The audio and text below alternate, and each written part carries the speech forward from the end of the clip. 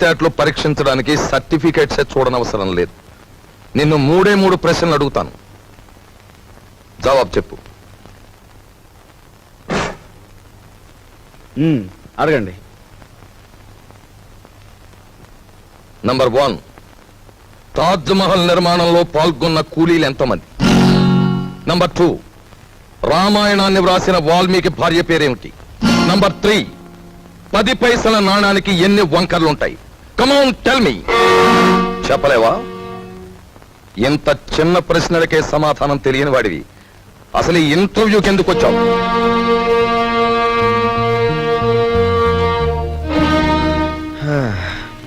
చెప్తాను.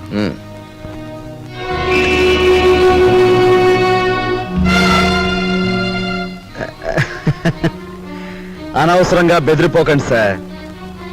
ఇది నా 61వ ఇంటర్వ్యూ. అంటే నా సహనానికి షష్ఠి పూర్తి జరిగిపోయింది. అసలు నేను ఉద్యోగానికి పనికిరాను, లేదా నన్ను ఇంటర్వ్యూ చేయడానికి ఆఫీసర్గా మీరు పనికిరారో ఇప్పుడు తేల్చుకుంటాను. సార్, వాల్మీకి భార్య పేరు మీరు వినలేదు, నేను వినలేదు. కానీ పెళ్ళైన దగ్గర నుంచి మీరు మీ భార్యను చూస్తూనే ఉన్నారు. ఆవిడ చేతికి ఎన్ని గాజులున్నాయో మీరు చెప్పగలరా? ఓకే, 10 పైసల నాణానికి ఎన్ని వంకర్లున్నాయో నేను తర్వాత చెప్తాను. కానీ రోజు దువ్వుకునే మీ తల మీద ఎన్ని వెంట్రుకలున్నాయో మీరు చెప్పగలరా? కనీసం ఆ దువ్వుకునే దువ్వెనికి ఎన్ని పళ్ళున్నాయో చెప్పగలరా? చెప్పండి. నాకు తెలియదు. మీరు వేసే అడ్డమైన ప్రశ్నలకి మేము సమాధానాలు చెప్పలేకపోతే మమ్మల్ని వెధవలా చూడటం తెలుసా? మిమ్మల్ని చంపకుండా ఎందుకు వదులుతున్నానో తెలుసా? మిమ్మల్ని చంపి నేను హంతకుడుగా మారటం వల్ల మా సమస్యలు పరిష్కారం కావు. అందుకు గుడ్ బై.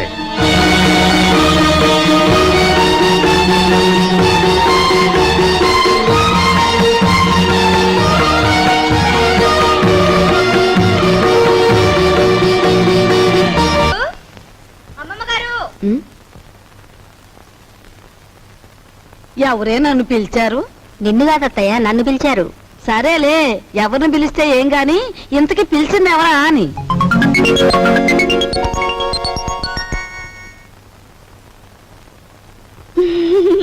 యావత్వే నువ్వు? ఎవరంటే ఏం చెప్పంటారండి? పొట్ట చేత్తో పట్టుకుని వచ్చాను. నువ్వు చేత్తో పొట్టే పట్టుకొచ్చావో చీపురు కట్టే పట్టుకొచ్చావో మాకెందుకు గాని, ఇంతకీ నువ్వెవరు, ఎందుకు వచ్చినట్టు? అసలు నేను ఎందుకు వచ్చాను? అన్నట్టు అసలు సంగతి మర్చిపోయాను. ఈ చీపురు పట్టుకోండి. పట్టుకోండి. ఓసి నీ దుంప తెగ, చేతికి చీపురు కట్టించి కాళ్ళకు దండం పెడుతున్నావు. ఇంతకీ నువ్వు ఎందుకు వచ్చావే? నా పనులు చూసాకైనా మీకు బోధపడలేదా అండి? నేను మీ ఇంట్లో పని చేయడానికి వచ్చిన పని మనిషినండి. పని మనిషా? మా ఇంట్లో పని మనిషిగా నిన్నెవరు కుదిర్చారు? ఎవరూ కుదర్చలేదండి, నేనే కుదిరిపోయాను. మాకే పని మనిషి వద్దు గాని దయచేయి. అంత మాట అనకండి. ఆ మహారాజు బతుకున్నప్పుడు ఎందరో పని మనుషులున్న వంశం మీది. మీ ఇంటికి నేనే బరువైపోతానా? పార్వతి లాంటి మీరు, మహాలక్ష్మి లాంటి అమ్మగారు ఉంటున్న ఇంట్లో పనిచేయడానికి నేనెంత పుణ్యం చేసుకొని ఉండాలండి? చూడమ్మాయి, మాకు పని మనుషులు అక్కర్లేదు. నువ్వు మరో ఇల్లు చూసుకో. అదేం మాటే, ఒళ్ళొంచి పని చేయటంతో పాటు నిజం మాట్లాడే మనుషులు మనం కావాలంటే దొరకొద్దు. నువ్వు ఈ ఇంటి పనంతా ఒక్కదానివే చేస్తున్నావు. పోనీ ఉండని. ఇదిగో చూడు, నువ్వు బతిమాలావు గనక, మంచి పిల్లలా కనిపిస్తున్నావు గనక నీకు ఈ పని ఇస్తున్నాను. నీకేం కావాలో చెప్పు. నాకేం కావాలండి? 2 పూట్ల భోజనం, 2 పూట్ల టిఫిన్ పెడితే చాలండి. అమ్మో, 2 పూటల భోజనమా? నేనెంత తింటానండి? 4 ముద్దలు ఇంతే. పోనీ అలాగే కాని. అత్తయ్య, 2 పూట్ల భోజనానికి టిఫిన్ కి ఎంత లేదన్నా 10 రూపాయలు అవుతుంది. అయితే అయిందిలేవే, 10 రూపాయలేగా. 8 రూపాయలు నీ రోజుకోలే. ఇదిగోనయ్యా, ఇదిగో రేపటి నుంచి ప్యాంటు షర్ట్ వేసుకోవచ్చు కాదు, పంచి కట్టుకుని రా.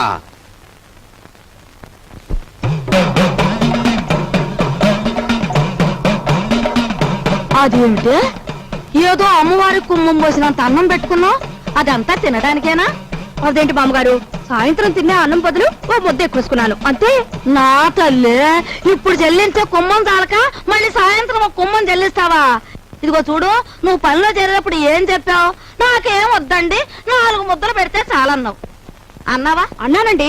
కూరతో 4 ముద్దలు, పప్పుతో 4 ముద్దలు, చారుతో 4 ముద్దలు, పెరుగుతో 4 ముద్దలు, మొత్తం ఎంతైందండి? నా పిండా కూడా అంత అయ్యింది. నువ్వెంత దెయ్యపు తిండి తింటావని తెలిస్తే నిన్ను అసలు పనిలోనే పెట్టుకునేదాన్ని కాదు.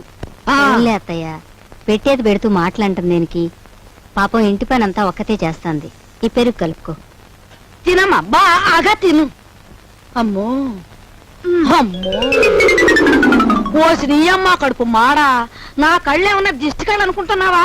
నా ఏం దిష్టి కళ్ళు కావమ్మా. ఇదిగో రోజుకు 3 కంచాలు బాగా మెక్కు నాకే.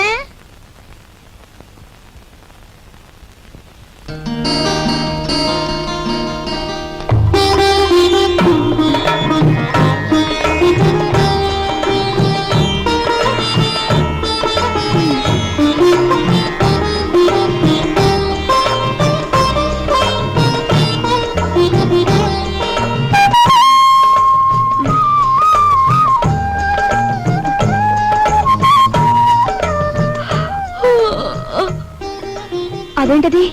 ఆ చూపేంటి? ఎప్పుడు ఆడదాని ముఖం చూడనట్టు. ఎవరు నువ్వు నాయనా? ఆ? అన్నయ్య,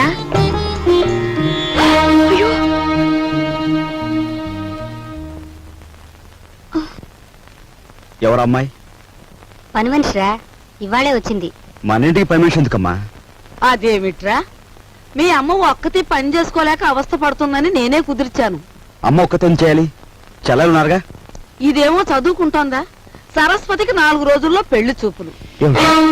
సరస్వతికి పెళ్లి చూపులా? ఏమిట్రా నీ ఆశ్చర్యం నువ్వును? అది కాదు నాయనమ్మా, ఇంతవరకు అత్తయ్యకి వస్తున్న కట్టం తాలూకా డబ్బు ఇవ్వలేదు. ఇప్పుడు దీని డబ్బు ఎక్కడి నుంచి తీసుకొస్తాం? ఆ విషయాలన్నీ నీకెందుకురా? అప్పో సప్పో చేసి నా తిప్పల్నే పడతాను. అప్పు చేసి పెళ్లి చేసేంత అవసరం ఇప్పుడు ఏమొచ్చింది? ఒరే, డబ్బున్నప్పుడే నిన్ను చదివించచ్చులేని మీ నాన్న అనుకునుంటే నీకు అసలు చదువు వచ్చేదేనా? పిల్లకాకేం తెలుసు ఉండేలు దెబ్బని వాడి వితండవాదంతో ఏంలే నాయనా. నువ్వెక్కడో చోట అప్పో సప్పో చేసి ఈ శుభకార్యం కాస్త చేసి వెళ్ళు. చూసావా వాడికి ఎంత కోపమో చూసావా? వీడికే గనక ఆ మహారాజు బుద్ధి వచ్చుంటే ఈ పాటికి 2 జిల్లాలకు కలెక్టర్ అయ్యేవాడు. 2 జిల్లాలకి.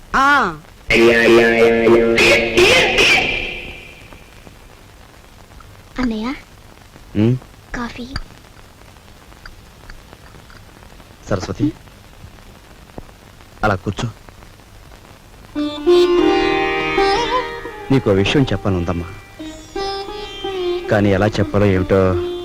చూడన్నయ్య, మన ఇంట్లో దేనికైనా తిరగబడి చెప్పే ధైర్యం నీకొక్కడికే ఉంది. నువ్వు చెప్పలేకపోవడం ఏమిటన్నయ్య? ఎప్పుడో పెళ్ళైన అత్తయ్యకు మనం కట్నం ఇవ్వలేకపోయాం. ఇప్పుడు నాన్న నీ పెళ్లి తలపెడుతున్నాడు. ఈ పెళ్లికి డబ్బు ఎక్కడి నుంచి తీసుకొచ్చి ఇవ్వగలడు? మరేం లేదమ్మా, నాకు పెళ్ళొద్దని నువ్వు తిరగబడాలి. అమ్మో, ఈ భయాలతోనే మనందరం నాన్నగారి బాధ్యతని పెంచేస్తున్నాం. మనం ఎదిరించి ఓ నిర్ణయం తీసుకోకపోతే అవి పరిష్కారం కావు.